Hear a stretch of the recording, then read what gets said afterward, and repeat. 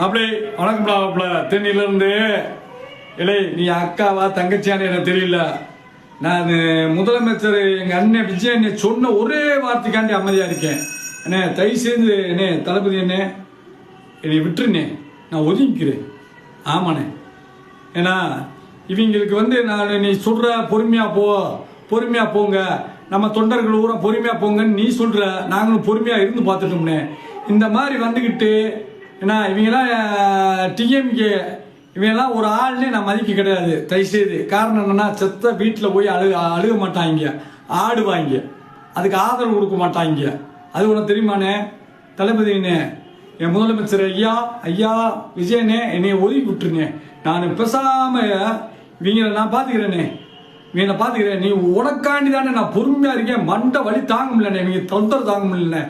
300 ரூபா வாங்குறாங்களா, 200 ரூபா வாங்குறாங்களா, 1000 ரூபா வாங்குறாங்களான்னு தெரியல. இந்த நாய்ய எச்சக்கார நாய்ய நானும் பொறுத்து பார்க்குறேனே. இந்த வீடியோ முதலமைச்சர் ஐயாவுக்கு போய் ஆகணும். அண்ணே நான் ஒன்னே மாதிரி அமைதியாலாம் என்னால் இருக்க முடியாதுண்ணே. இந்த டிஎம்கே காரன் ஒரு வழி நான் பார்த்துட்டு தானே இருப்பேன். ஆமாண்ணே, என்னை என்ன வேணாலும் நீங்க நினச்சிக்கிறேன். ஆமாம், இவங்க ரொம்ப ஓவர் ஆடுறாங்கண்ணே. இளம் வீட்டில் அழுக மாட்டாங்கண்ணே, சிரிப்பாங்கண்ணே இவங்களாம். அதை பார்த்துக்கண்ணே, இந்த இவங்களெல்லாம் கூட்டு வச்சிருக்காங்க. இனி என்ன வேணாலும் தவறு பண்ணு. இந்த வீடியோ எங்கள் ஐயா முதலமைச்சர் ஐயா போட்டோம்.